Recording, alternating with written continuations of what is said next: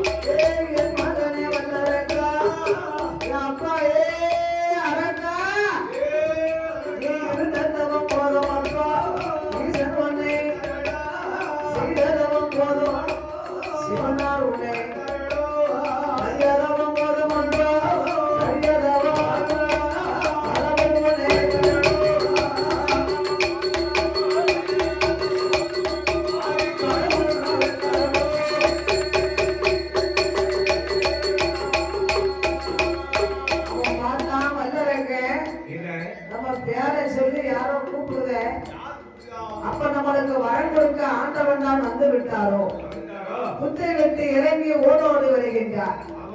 நந்தி பகவானை பார்த்தார். ஆகா பகவான் என்று நாம வந்தோனே ஆண்டவன் நினைச்சு வந்தா ஒரு காலம் வந்து நீங்க ஆண்டவனா இருந்தா உச்சில கொம்பு இருக்குமா? இந்த காலைக்கு கொம்பு இருக்கு. உலகத்தில் உள்ள காலையெல்லாம் வாய் பேசுதா? இந்த காலை என்ன வாய் பேசுது? அப்ப இது யாராக இருக்கலாம்? யாரோட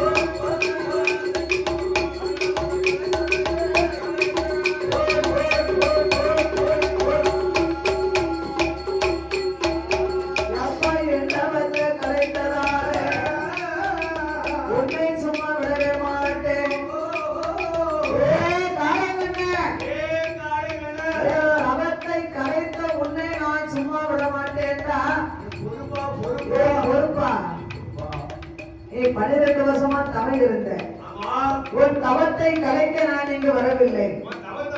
உன்னை அழைத்து வரும்படி ஆண்டவன் என்னை அனுப்பி வைத்தார். நான் உன்னோடு வர வேண்டுமா? நீர் யார்? யார்? நான் தான் ஈசனுக்கு ஏவல் பிள்ளை நந்தி பகவான். கைலாசம் வரணுமானா என் அனுமதி இல்லாம நீ கைலாசம் வர முடியாது. ஆண்டவை உன்னை அழைத்து வரும்படி என்னை அனுப்பி வைத்தார். நான் உன்னோடு வர வேண்டுமானா எப்படி வர முடியும்? நீர் கைலாசம் பிறவி தெய்வலோகத்துக்காலே கைலாசம் இருக்கலாம், பூலோகம் வரலாம். நான் ஒரு சாதாரண அசுர குலத்திலே பிறந்த வல்லரக்கேன். நான் எப்படி உம்மோடு வர முடியும்? அதுக்கெல்லாம் நான் வர வாங்கிட்டு வந்திருக்கேன். என்னது இருக்கு? இந்த 2 புலிகை வச்சிருக்கேன்பா. புலிகையே உன் கன்னத்திலே ஒதுங்கி கொண்டையானா உனக்கு 2 பக்கமும் ரெக்கம் முளைக்கும். நந்தி பகவான் புலிகையை கொடுத்தாரு, அரக்கன் புலிகையை வாங்கினா கையில வாங்கி சந்தேகப்படுவான். ஒரு ஆறு நம்மளுக்கு எந்த பொருளை கொடுத்தாலும் துட்டு கொடுத்து வேணும்னா நம்ம பயப்பட வேண்டாம்னு நினைப்போம். ஓசைக்கு வேணும்னா கொஞ்சம் யோசிக்கணும்ல. என்ன ஓசைக்கு கிடைக்க நம்ம பணத்தை வாங்கிட கூடாது. இது நல்ல பொருளா இல்ல அவருக்கு வேண்டாமனு நமக்கு தந்துட்டாரு உபயோகப்படுமான நம்ம யோசிக்கணும்ல. அதனால அரக்கை யோசித்தான். கோழிக்கா மாதிரி 2 குழந்தை இருக்க, இதை எப்படி என் கண்ணத்துல ஒதுக்கினா எனக்கு ரெக்கம் முளைக்கும்? குளிகையின் மகிமை இருந்தா சொல்லும், அப்பதான் நம்புவேன். அப்ப நந்தி பகவான் சொன்னார், குளிகைக்கு மகிமை உண்டு. ஒரு காலத்திலே தென்காசி நகரத்தின் பக்கத்திலே சுந்தரபாண்டியபுரம் அப்படிங்கிற ஒரு ஊர் இருக்கு. இந்த சுந்தரபாண்டியபுரம் ஊர் பக்கத்திலே விந்தக்கோட்டை அப்படிங்கிற ஒரு சின்ன கிராமம் இருக்கு. பெரிய ஊராயிடுது. அந்த விந்தக்கோட்டையிலே கோட்டை ஓட்டு வாழ்ந்து வந்தார் வேந்தன் சுந்தரபாண்டிய ராஜ மன்னன். அதுக்குத்தான் அவருக்கு அந்த ஊருக்கு பேரு சுந்தரபாண்டியபுரம் வச்சாங்க. சிவசுந்தரபாண்டிய மன்னன் சிவ பக்தர். அவருக்கு ஒரு ஆசை என்ன தெரியுமா? காசிக்கு போனோம். காசி விஸ்வநாதரையும் விசலாட்சியை வணங்கி விட்டு உடனடியாக நம்ம ஊருக்கு திரும்பணும். ஆனா இப்ப உள்ள வசதி அப்ப கிடையாது. அப்ப காசிக்கு போனாங்கன்னா எப்ப போவாங்க? 60 வயசு ஆகணும். 60 வயது கழிந்து 60, 70 வயசு வந்ததுன்னா இல்லற வாழ்க்கை வெறுத்ததுக்கு அப்புறம் தான் காசிக்கு போவாங்க. காலக்காரர் 60 வயசுல கல்யாணம் பண்ணிக்கணும்னு ஆசைப்படுறாரு. என்ன காசிக்கு போவாங்க?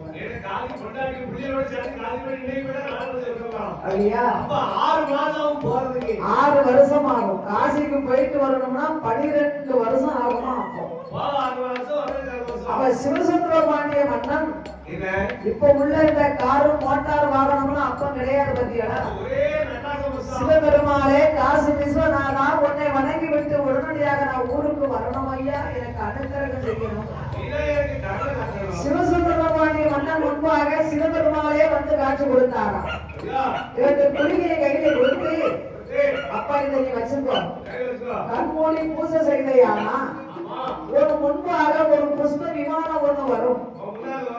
அந்த புஷ்ப விமானத்துல அமர்ந்திருந்தையானா உன்னை கொண்டு வந்து காசியில விட்டு என்னை வணங்கி விட்டு நீ மறுபடியும் ஊருக்கு வந்துடலாம். ஆனால் ஒன்று, இந்த புஷ்ப விமானத்துல ஆண்களை தவிர பெண்கள் அமரக்கூடாதுன்னு சொல்லி கொடுத்தார். புஷ்ப விமானம் வந்தது. சிவசுந்தரபாண்டிய மன்னன் அதிலே அமர்ந்திருக்கும் பொழுது மனைவி நானும் வருவேன். தன் மனைவியை தன்னோடு அழைத்து கொண்டு காசிக்கு புறப்பட்டார். அந்த அம்மா மாதவிடையானா புஷ்ப விமானம் மறைந்து போச்சு. அதுக்குத்தான் பகவான் சொன்னார், ஆண்களை தவிர பெண்கள் அமரக்கூடாது. இவர்களால் காசிக்கு போக முடியல, ஊருக்கு வராமல் திகைத்து நின்றார்கள். திக்கற்ற மனிதர்களுக்கு சிவன் தெய்வம் தான் துணை என்று சொல்வார்கள். சிவசுந்தரபாண்டியனும் அவருடைய மனைவியும் திகைத்து நின்றவர்களுக்கு சிவன் வந்து காட்சி கொடுத்தார். முதலாக நீ காசியிலே வந்து வணங்க வரும்போது அந்த பாக்கியம் உனக்கு இல்லை என்று சொல்லி நீ கேட்கவில்லை. அதனால இன்று முதல் உனக்காக நான் வருகின்றேன். உன் ஊர் பக்கம் வடக்கே வடகாசி, தெற்கே தென்காசி. தென்காசி நகரத்திலே சிற்றாற்ற கரை ஓரம் சித்தெரும்பு சாரசாரையாக செல்லும். அங்கே சிவலிங்கமாக நான் போய் அமர்ந்திருப்பேன். தென்காசி நகரத்தை அரசு பரிகாரம் செய்து வருகின்றார் பராக்கிரம பாண்டியன். அவற்றை போய் சொன்னையானா கோவிலை கட்டி கோபுரம் அமைப்பார். என்னை அங்கு வந்து வணங்கலாம் என்று இறைவன் வரமளித்தார். அதற்கு அப்பாதான் தென்காசி என்று ஒரு நாடே உருவாச்சு. வடக்கே வடகாசி, தெற்கே தென்காசி, மத்தியிலே திகைத்து நின்றவர்களுக்கு சிவன் காட்சி கொடுத்ததுனால இன்று முதல் இத்திருத்தலத்துக்கு பேர் சிவகாசி என்று பேர் வைத்தார். நான் தமிழ் வெளியில கோயில் கொடைக்கு வாங்கியாங்க பட்டாசு எல்லா வெடியும் வெடிக்கும். ஏர் வேங்கிறது சிவகாசி பட்டாசு தானே. அப்பேற்பட்ட கொள்கை அப்பா இந்த கொள்கை அப்படின்னு நந்திபுரமா எடுத்து சொன்னார் இல்லையா, அரக்கனுக்கு நம்பிக்கை வந்துடுது. தம்பி இதை டெய்லி போட்டு கேட்போம். ஆமா, சிவகாசி எப்படி வந்துச்சு, சிவகாசி எப்படி வந்துச்சு. பழக்குன்னு கொள்கையை வாங்கினா அரக்கன் கண்ணத்துல ஒதுக்கிட்டான், நம்பிட்டான்ல. ஒதுங்கினா அவனுக்கு ரெண்டு பக்கமும் ரெக்க முளைக்கு. என் பாதி ரெக்க முளைச்சா நிக்க மாட்டேங்கான், இருக்க மாட்டேங்கான். அப்ப நந்தி பகவான் பார்த்தாரு, அப்பா நல்லா இருக்கா, இப்படி தட்டி பிறந்தா ஒரு நாளும் கைலாசம் வர முடியாது. ஆண்டவா நந்தீஸ்வரா, பின்ன பின்ன நான் கைலாசம் வந்ததில்லை, அதனால நீங்க முன்னால போங்க, நான் பின்னால வாரேன். இருவரும் எப்படி வருகிறார்கள்? அறிவில்லை கையில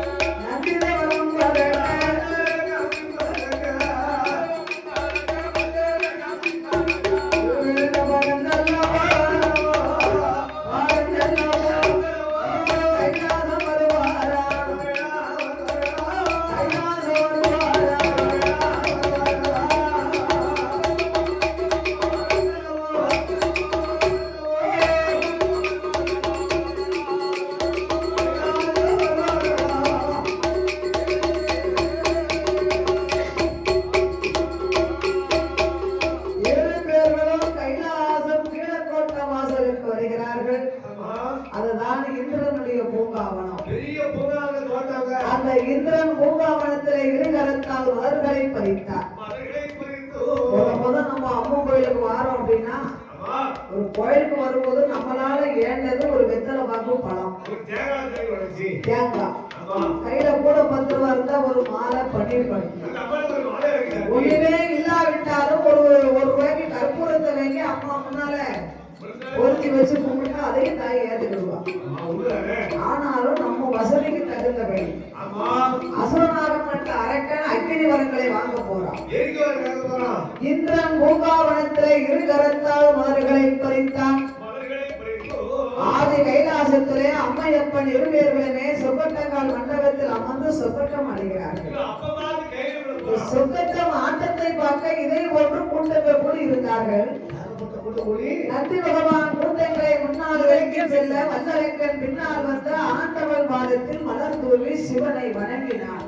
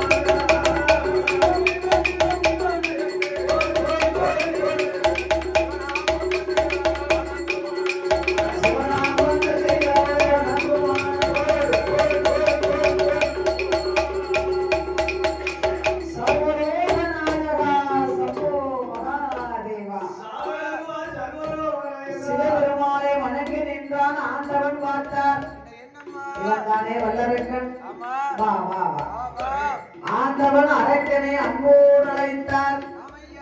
மாமகனே வல்லரக்கா, மாமகனே வல்லரக்கா, அந்த மரம் பக்கத்தில்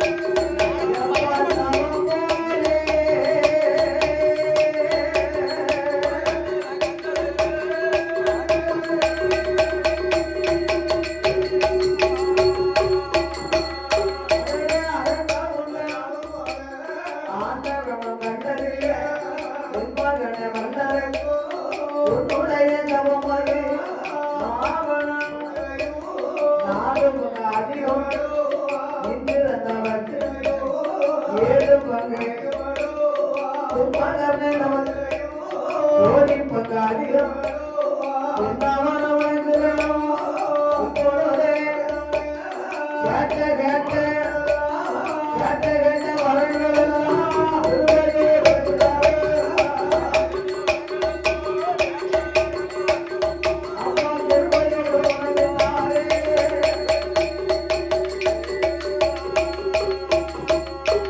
12 வருஷமா தவம் இருந்த மகனே வல்லரக்கா, நீ எந்த வரத்தை கேட்டாலும் கேள் தருகிறேன். ஆண்டவா, உங்க அருளால் எனக்கு ஒரு குறைகளும் இல்லை. நாடு நகரம் மண்ணும் மனை பொண்ணும் பொருள் சொத்து சுகம் எல்லாம் இருக்கு. எல்லாம் இருந்தா ஏன் இங்க வந்த? நாடு வேண்டாம், நகரம் வேண்டாம், மண்ணு வேண்டாம், மனை வேண்டாம், பொண்ணு வேண்டாம், பொருள் வேண்டாம். என்ன வரும் சுவாமி? நான் வாங்க வந்த வரம் சின்ன வரம். அது சிறுசா? அதை விட சிறுசு, அதை விட சிறுசு. எல்லையோ சிறிய வரம், எல்லையோ ஈஸ்வரரே கொடுக்க வேணும்.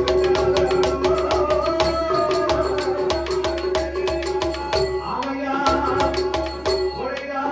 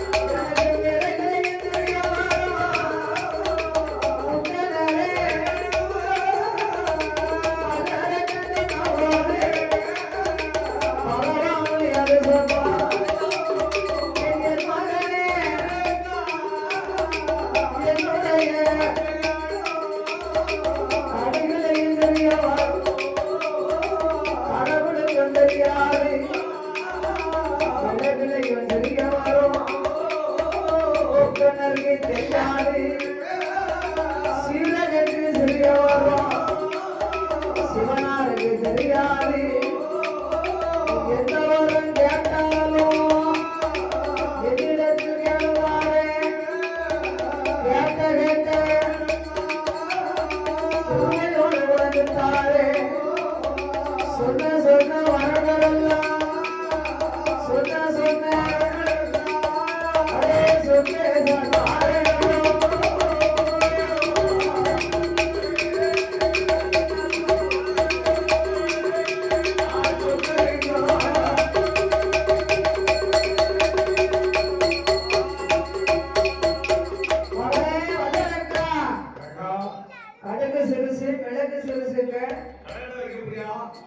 ஒன்னும் வேண்டாம இப்ப மிளகுலையும் சரிய வரம், கடுகளையும் சரிய வரங்க. என்ன கடைகள் வைக்க போறியா? ஏ அரங்கா, எதுவா இருந்தாலும் நேருக்கு நேரம் நேரடியா சொல்லு. ஆட்டை கட்டி மலையை கட்டி பேசுனா எனக்கு சுத்தமா பிடிக்காது. எதை கேட்டாலும் கேளுடா. உங்க வாய்நாள் சொன்னா நம்ப மாட்டேன். வரம் தருவதாக எனக்கு நீ ஒரு சத்தியம் செய்ய வேண்டும். யார் மேலப்பா வேணும்? உங்கள் மனைவி உமையவள் பார்வதாதேவி மீது எனக்கு சத்தியம் செய்து கொடுத்தா நான் வாங்க வந்த வரத்தை சொல்லு. சில பிள்ளைன்னு சொல்லுங்களா? சொல்லாத. சத்தியமா சத்தியமா சத்தியமா சொல்லிருவேன். சத்தியமா சொல்லாத.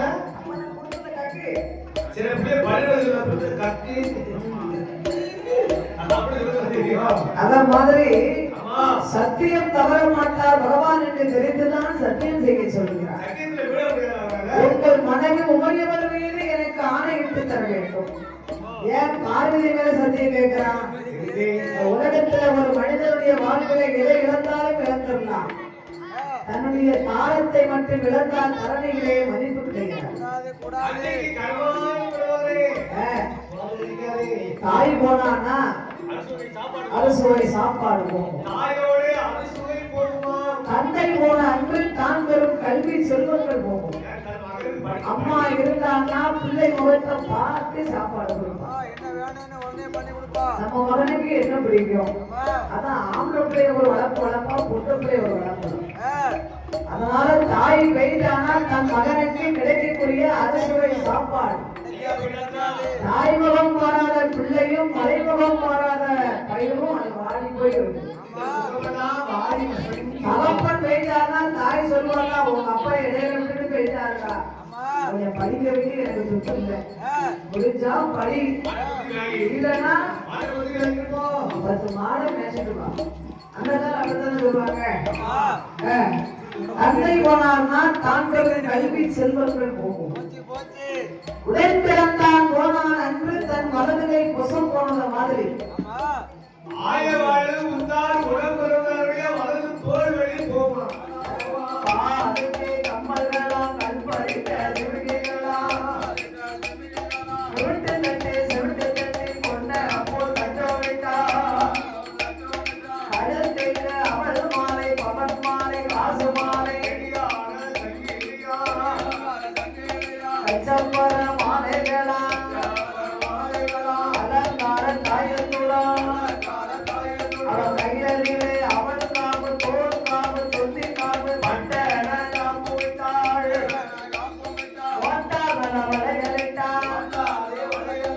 ஐந்து நல்ல விரல்களுக்கும் ஐவரண மோதிரமா 10 நல்ல விரல்களுக்கும் பவன் பதித்த மோதிரமா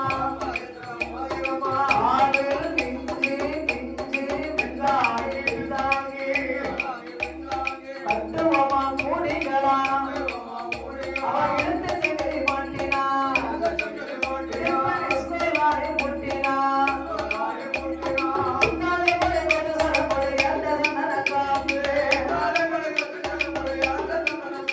அவள் இருந்து ஒட்டினாம் சிகப்பு யாரு செய்த வேலை அவளை கண்டா செய்த வேலை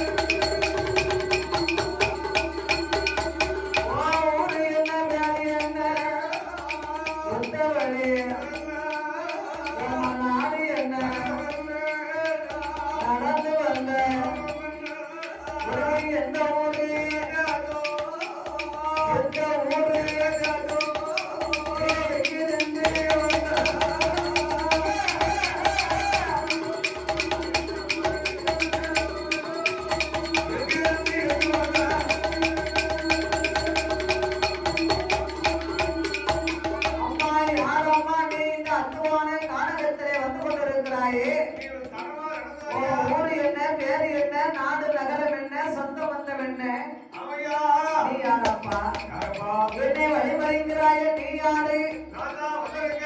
நான் தான் பாதாள உலகத்தின் அரசன் பவளக்கன்னியால் புருஷன். ஆண்டவனை கண்டு 5 விரலுக்கும் அக்கினி வரங்களை பெற்று இறைவனை எரிக்க எண்ணினேன். பகவானே எனக்கு பயந்து ஓடிட்டார். அவரை தேடி வந்தேன். வந்த இடத்திலே நான் கண்டேன் உன்னை. நீதான் அரக்கனா? அண்ணா வல்லரக்கா யாரு தெரியுமா?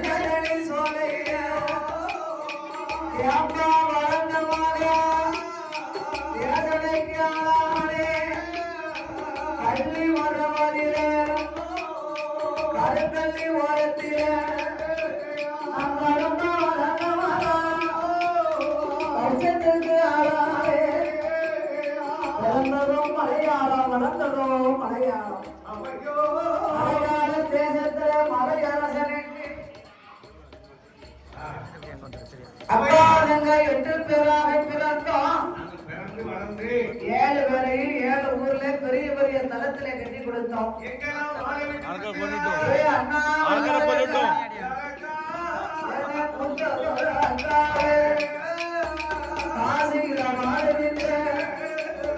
காசி விஸ்வநாதருக்கு விசனாட்சியை கொடுத்திருக்கோம். 2வது அக்கா திருவண்ணாமலையறிய அண்ணாமலை நாகருக்கு உண்ணாமலையை கொடுத்திருக்கோம். 3வது அக்கா மதுரை மீனாட்சிய. 4வது அக்கா சங்கரன் கோவிலுக்கு உணவா சங்கரருக்கு கோமதியை கொடுத்திருக்கோம். அதுக்குடைய அக்காலே திருநெல்வேலி தமிழனில நெல்லையப்ப சாஸ்திரிக்கு அக்கா காந்திமதியை கொடுத்தோம். 6வது அக்காலே பாவநாசத்திலே பாவநாசர் பெரியோருக்கு பாத உலகாலே கொடுத்தோம். 7வது அக்காலே குற்றாலவாளும் குற்றாலநாதருக்கு 8வது பிறந்த மகா 2ஆம் தாரமாக மதுரை சொற்களுக்கு வாக்கப்பட்டேன். மன்னரோடு சண்டை போட்டு மாதாவிடு போறேனப்பா. புருஷனோடு சண்டை போட்டு பிறந்த விடு போறேன். ஒத்தையில வரவளை உடம்பரப்பா நினைக்கணும். தனியா வாரவளை உன் தங்கையாக நினைக்கணும்.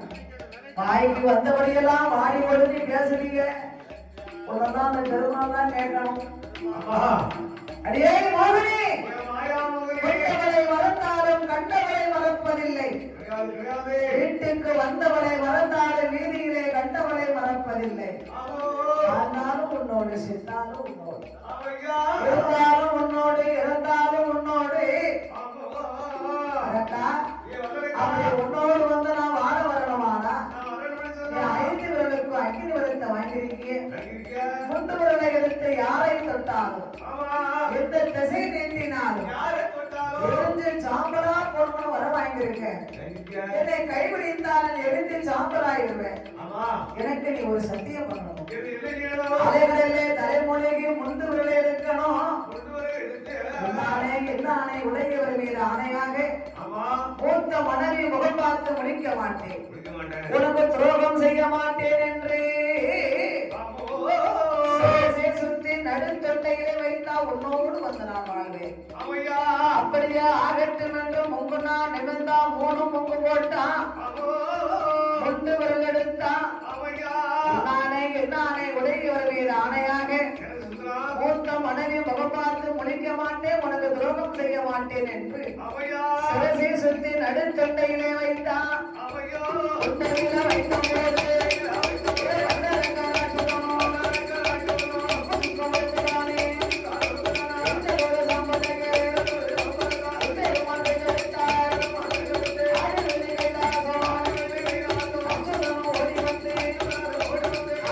பகவான் கையிலே ஒப்படைத்தார். சிவபெருமான் நம்பவில்லை. ஆபத்துக்கு பாவம் இல்லை என்று கண்ணன் மறுபடியும் பெண் சுருவத்தை எடுக்க சிவபெருமானுக்கு மோகல் இசையது ஒழுக